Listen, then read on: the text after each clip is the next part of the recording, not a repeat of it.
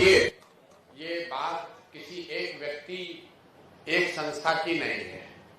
बिहार में जो कानून के रक्षक हैं, जिनके कंधों पर ये जिम्मेवारी है कि कानूनी व्यवस्था बनी रहे, कैसे वो लोग सरेआम कानून का उल्लंघन कर रहे हैं और किसी परिवार का, किसी व्यक्ति का, किसी संस्था का जो प्रॉपर्टी है, जो मेडिकल कॉलेज है, उसको न सिर्फ कब्जा कर लिया, उसको 25-30 बरस से अपने कंट्रोल में रखे हैं। और ये उस दल के अध्यक्ष हैं जो चाल चरित्र चेहरा की बात करता है। ये वो दिलीप जायसवाल हैं जो बीजेपी के अध्यक्ष हैं और साथ ही राबड़ी देवी के मुंह बोले भाई भी हैं। ध्यान रखिए, ये कब्जा इसलिए नहीं किए हैं कि ये बीजेपी के अध्यक्ष है। ये कब्जा इसलिए कर पाए हैं कि हमाम में सब नंगे हैं। ये सारे नेता एक साथ मिलके, जिसमें राजद के लोग भी शामिल हैं और जिसमें भाजपा के लोग भी शामिल हैं, सुबह शाम राजद का नेतृत्व ये कह रहा है कि हम लोग भाजपा से लड़ाई लड़ रहे हैं और भाजपा का अध्यक्ष, राज्य का अध्यक्ष, उसने एक सिखों के कॉलेज को जबरदस्ती कब्जा किया हुआ है। उसको राजद की इतनी बड़ी नेत्री राबड़ी देवी कह रही कि मेरा मुंह बोला भाई है और उनके मुख्यमंत्री रहते हुए ये कब्जा हुआ है और उसके बाद लगातार ये कब्जा बना हुआ है। तो ये दिखाता है कि भाजपा, राजद, जदयू, ये सब when it comes to personal profiteering, व्यक्तिगत लाभ की जहां बात आती है तो ये सब लोग आपस में मिल जाते हैं। आपने सरदार मौलेश्वर सिंह के बच्चों से सुना, लीगल स्थिति आपने सुनी। भाई, जो व्यक्ति उस कॉलेज में क्लर्क भी बाद में बने, पहले जो लोगों ने कॉलेज को शुरू किया उसके हेल्पर थे, फिर कॉलेज में क्लर्क बने, फिर उसके बाद वहीं पर एडमिनिस्ट्रेटर बने, फिर उन्होंने ट्रस्टी जो था उसी को हटा दिया, खुद ही मैनेजिंग ट्रस्टी या डायरेक्टर बन गए, अपने बेटे को ला दिया, अपने बहू को डाल दिया और जो लोग भी ओरिजिनल बनाने वाले थे सबको हटा दिया।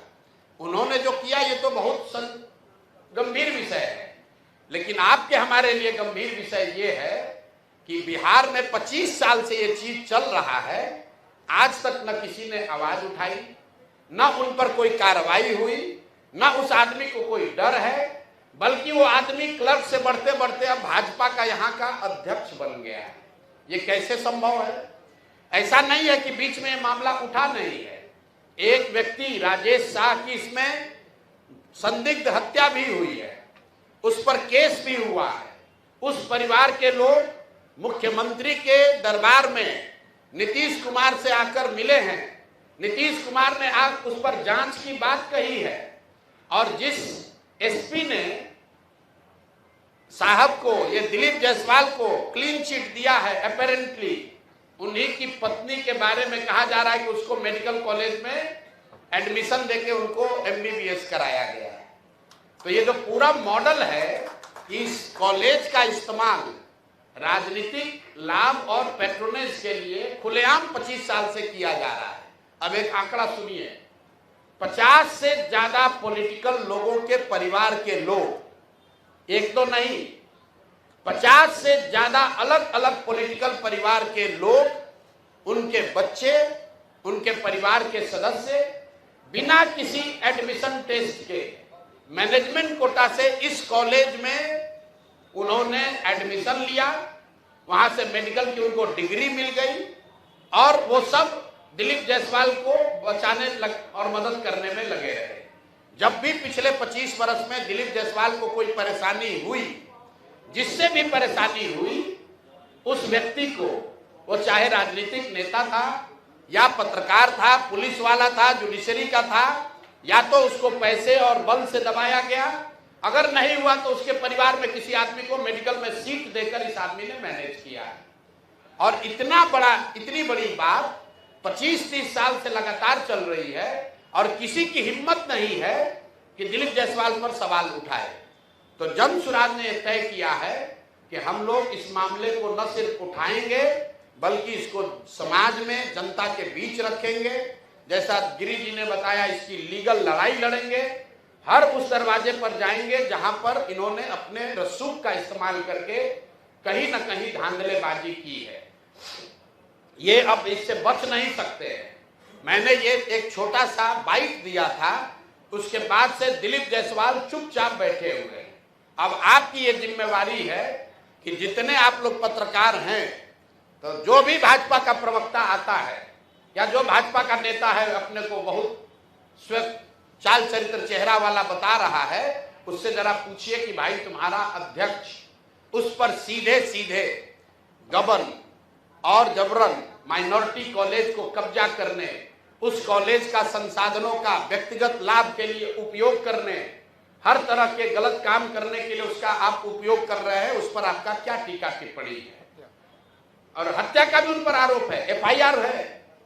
राजेश शाह के हत्या का एफआईआर है बजाप्ता साहब पर। वो डिटेल आज नहीं दे रहे हैं, हमको मालूम है।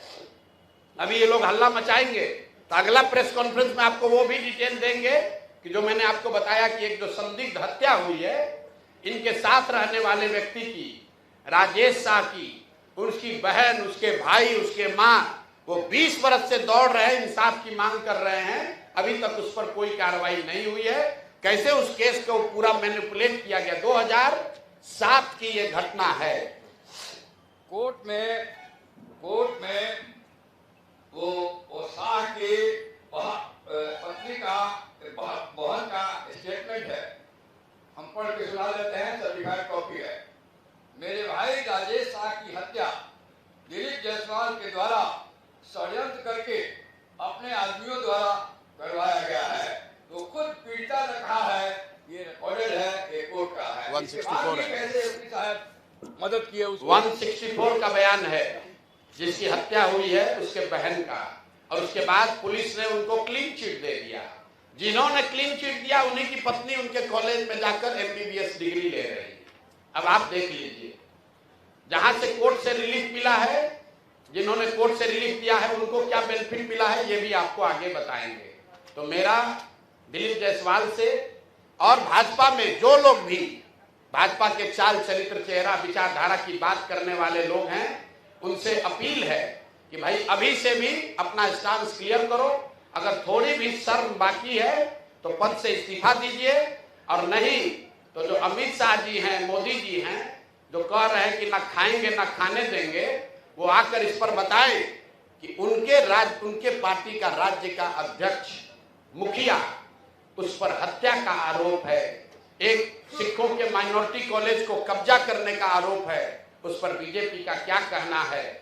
और उसके साथ साथ आरजेडी वाले बताएं कि उन्होंने अभी तक इस पर क्या कार्रवाई की है। 25 साल से भाजपा से लड़ने का दावा करने वाले राजद वाले लोग, ये मुसलमानों के रहनुमा बनने वाले लोग, माइनॉरिटी वंचित की बात करने वाले लोग, तुम्हारे राज में सिखों के कॉलेज पर कब्जा हो गया, उसको तुमने मुंह बोला भाई बना लिया, उस पर आज तक टीका टिप्पणी क्यों नहीं की? आपको बता देते हैं क्यों नहीं की कि लालू जी के जो 2 साले थे, जरा जाकर पता कीजिए कि उन दोनों सालों के परिवार के कितने लोग इसी मेडिकल कॉलेज से गलत तरीके से डिग्री लेकर डॉक्टर बने। नाम हम नहीं बता रहे हैं, आप लोग खोज लीजिए, वो अभी जवाब देंगे तो उनको नाम भी जारी करेंगे कि लालू जी के परिवार के कितने लोग उस मेडिकल कॉलेज से डिग्री लेकर निकले। तो मेरे भाई, ये मिली भगत है, सब आपस में मिले हुए हैं और वहां पर एक कॉलेज को कब्जा किया। जिसने आवाज दी उसको या तो मैनेज किया या उसको मार दिया, उसको दबा दिया।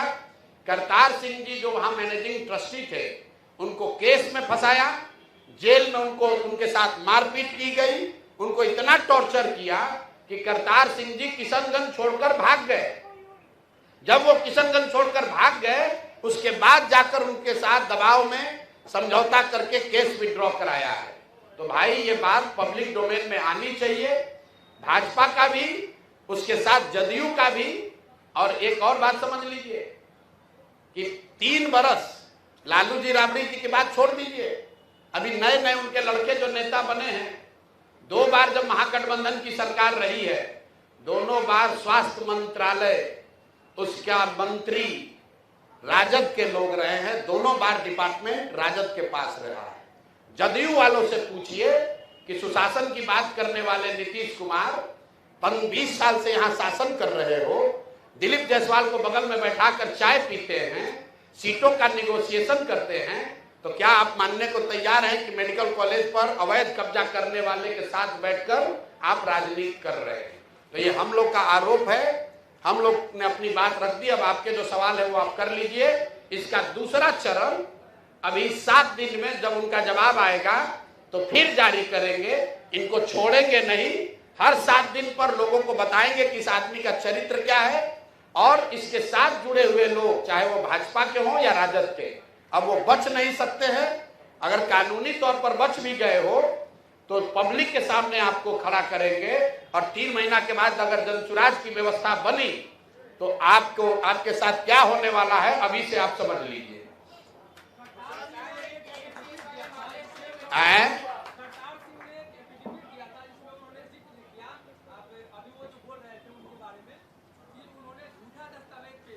जी देखिए, हमको खुशी है कि पत्रकार होने के नाते आपने पहली बार इस विषय पर अध्ययन या रिसर्च शुरू किया है। बिल्कुल ठीक बात है। जैसा इन साथियों ने बताया कि जब सरदार मौलेश्वर सिंह जी ने ट्रस्ट बनाया तो उसमें जितने ट्रस्टी थे उसको धीरे धीरे करतार सिंह के माध्यम से ही हटाया गया। हटाने के पीछे दिलीप जायसवाल थे, क्योंकि उस समय वो एडमिनिस्ट्रेटर थे। एक समय ऐसा आया जब करतार सिंह अकेले रह गए और उनकी माता जी रह गई। तो जब करतार सिंह जी अकेले रह गए तब उन्हीं पर केस करवा दिया, उनको जेल में डलवाया, उनको टॉर्चर करवाया। करतार सिंह भाग गए। बच गई अब माँ, जो लाइफ ट्रस्टी थी, उनकी हो गई मृत्यु। तो लाइफ ट्रस्टी के मृत्यु होने के बाद वो पोस्ट खाली हुआ, तो उनके जो लीगल एयर थे उनको जगह मिलनी चाहिए थी, वो मिली नहीं। तो लाइफ ट्रस्टी चले गए। करतार सिंह को डरा के धमका के केस में फंसाकर भगा दिया, और जो बच गया वो सब कब्जा कर लिया। प्रशांत जी, एक सवाल था। चलिए, ये तो मामला है। इससे पहले पीएमसीएच वाला जो मामला है, जिसको लेकर के जनसुराज हमेशा आवाज उठाई है, उस पे कहां तक पहुंच पाया, उसका क्या कुछ निर्णय निकला? भाई, वो मामला इस राज्य में मंगल काल की बात करने वाले अमंगल स्वास्थ्य मंत्री का है। वो मामला दिलीप जायसवाल का नहीं है। वो मामला हम लोग के अमंगल पांडे का है, जिनके स्वास्थ्य मंत्री रहते हुए बिहार के लोगों ने कोविड के दौरान सबसे ज्यादा परेशानी झेली। जिस आदमी के बारे में लोग कहते हैं कि ये कॉटन बैंडेज में पैसा चोरी करता है, और ये आदमी जब भी सरकार बनती है तो स्वास्थ्य मंत्री बनता है, ताकि लूट खसोट। और इस आदमी का एक ही काम है, जैसे मंत्री बनो, जिस डॉक्टर का प्रैक्टिस चल रहा है उसका सूची बनाओ और उसको सबसे ज्यादा दूर ट्रांसफर करो, ताकि हर 6 महीना पे जाके आपको 5-10 लाख रुपया घूस दे। तो उनकी लड़ाई हम लोग लड़ रहे हैं। यहाँ लड़ रहे हैं, सिवान में लड़ रहे हैं, जीरादेई मैरवा में लड़ रहे हैं, छोड़ेंगे नहीं। अभी मामला दिलीप जायसवाल का है, क्योंकि भाई साहब यहाँ भाजपा के अध्यक्ष हैं। मोदी जी आते हैं तो उनके बगल में बैठते हैं, और यहाँ सुशासन और लॉ एंड ऑर्डर की बात कर रहे हैं। जो खुद ही भूमि माफिया है, जो खुद शराब माफिया है, जो खुद बालू माफिया है, जो खुद दूसरों की प्रॉपर्टी कब्जा करता है। हमको किसी ने बताया कि कल कहा है कि हम घर में घुस के अपराधियों को मारेंगे। अरे भाई, तुम्हारा पार्टी का अध्यक्ष ही अपराध कर रहा है तो क्या उसको भी मारोगे? उस पर क्या करोगे ये बताओ। कल यहाँ एक हत्या हुई है ना 2 दिन पहले, पूरे बिहार में चर्चा है। खेमका साहब जी को गोली मार दी गई। कल जाकर इन लोगों ने क्या कहा, यहाँ के डिप्टी सीएम ने, कि हम लोग अपराधियों को घर में घुसकर मारेंगे, बुलडोजर चलाएंगे। अब इनको न्याय नहीं करना, इसमें भी हिंदू मुसलमान करना है। इनको बुलडोजर याद आ रहा है। भाई, तुम्हारा पार्टी का अध्यक्ष 20 वर्ष से हत्या का आरोपी है, मेडिकल कॉलेज पर कब्जा किया है, उसको तुम माननीय बनाए हो, उसको मंत्री बनाए हो, उसको अपने दल का अध्यक्ष बनाए हो, और कहते हो कि अपराधी पर कार्रवाई करेंगे। कोई मानेगा?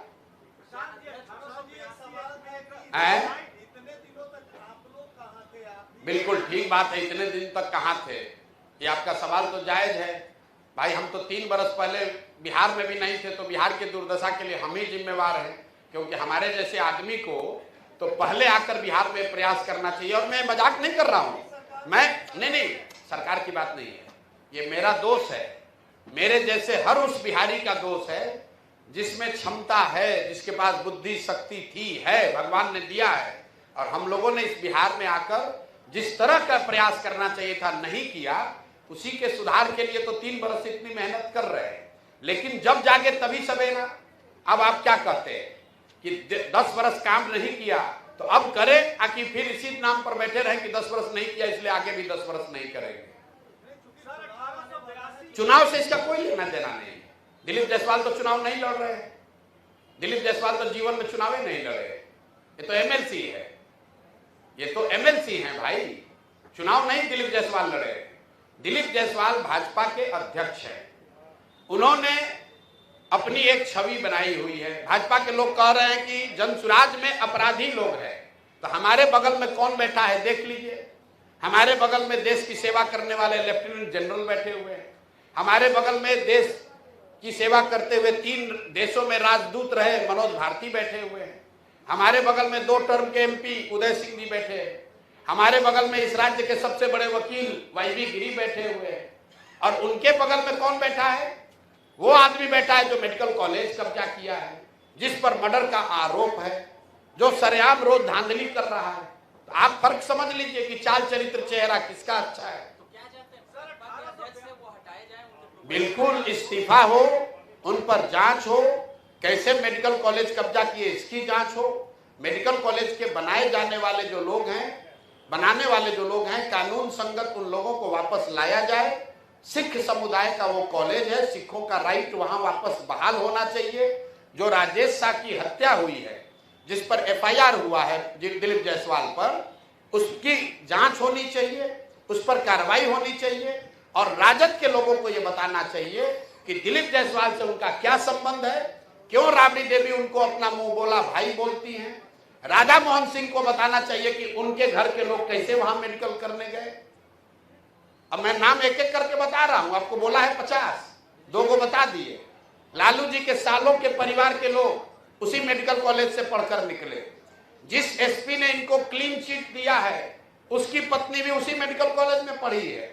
जो कोर्ट से रिलीफ मिला, कोर्ट के में जिसने रिलीफ दिया, उसके घर का आदमी भी वहीं से मेडिकल किया है। भाजपा के बड़े नेता राधा मोहन सिंह, उनके परिवार के लोग भी वहीं से मेडिकल किए हैं। तभी आपको हम 50 नाम देंगे, आप लोग थोड़ा आप लोग भी जांच कीजिए, फिर आपको बताते हैं।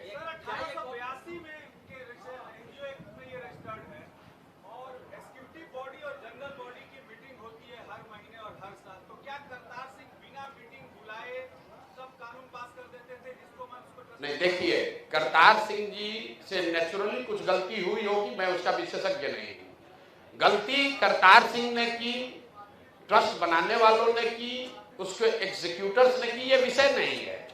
विषय ये है कि जो गिरी जी ने कहा कि उसकी आत्मा क्या है, कि वो एक माइनॉरिटी मेडिकल कॉलेज है, सिखों के लिए बनाया गया है।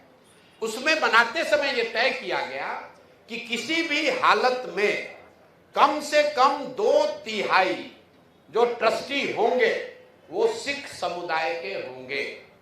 सबसे यक्ष प्रश्न ये है कि उस ट्रस्ट में क्या 2/3 सिख हैं। दूसरा प्रश्न ये है कि जो व्यक्ति उस मेडिकल कॉलेज में क्लर्क था, वो उसका डायरेक्टर, और अभी 2-3 है बस, 2 हो 3 हो, 2/3 तो नहीं है। और दूसरा प्रश्न ये है कि दिलीप जायसवाल जो उस मेडिकल कॉलेज में क्लर्क थे, वो उसके ट्रस्टी कैसे बन गए, उसके मैनेजिंग पार्टनर कैसे बन गए, उनका बेटा और दामाद किस तरीके से, बेटा और पतोह कैसे उसमें आ गए। इन सवालों पर आइए। करतार सिंह जी ने क्या किया नहीं किया वो तो अभी इस दुनिया में नहीं है, वो विषय नहीं है। विषय है कि दिलीप जायसवाल इसमें क्या कर रहे हैं। और एक अंतिम बात और सुन लीजिए, क्योंकि आप लोग का इसमें इंटरेस्ट भी है, हम देख रहे हैं 2-4 आदमी इस पर कुछ रिसर्च भी किए हैं, तो एक रिसर्च और कीजिए कि उस कॉलेज में आयुष्मान कार्ड के जरिए पिछले साल कितने रुपए का भुगतान कराया गया है, उसमें कितने लोगों का इलाज हुआ और कितने लोगों को आयुष्मान कार्ड का लाभार्थी बनाकर फर्जी पैसा निकाला गया है। ये भी लिस्ट आपको जारी करेंगे थोड़े दिन में कि वहां पर सिस्टमेटिक तरीके से लोगों का आयुष्मान कार्ड लेकर उसके नाम पर बड़े पैमाने पर पैसा निकाला गया है। आयुष्मान कार्ड में 5 लाख रुपए मिलता है, तो कई ऐसे केस हैं कि आपको खांसी हुआ है, आपका आयुष्मान कार्ड लिया, भर्ती कराया, 4 लाख रुपया निकाल लिया। तो उस कॉलेज में किस तरह की अनियमितता हो रही है, इस पर डिटेल में बात होगी। पहले तो कॉलेज पर किसका मालिकाना हक होना चाहिए उसको क्लियर कीजिए, फिर उसके फंक्शनिंग पर बात होगी कि वहां किस तरह फर्जी दवा बिक रही है, किस तरह आयुष्मान कार्ड का दुरुपयोग किया जा रहा है, किस तरह से वहां पर लोगों का एडमिशन किया जा रहा है। ये सारी बात आगे होगी। अभी तो ये तय करना है कि सिखों के माइनॉरिटी कॉलेज, मेडिकल कॉलेज जिसको सरदार मौलेश्वर सिंह ने बनाया था, उसके मालिक मुखिया दिलीप जायसवाल कैसे बन गए।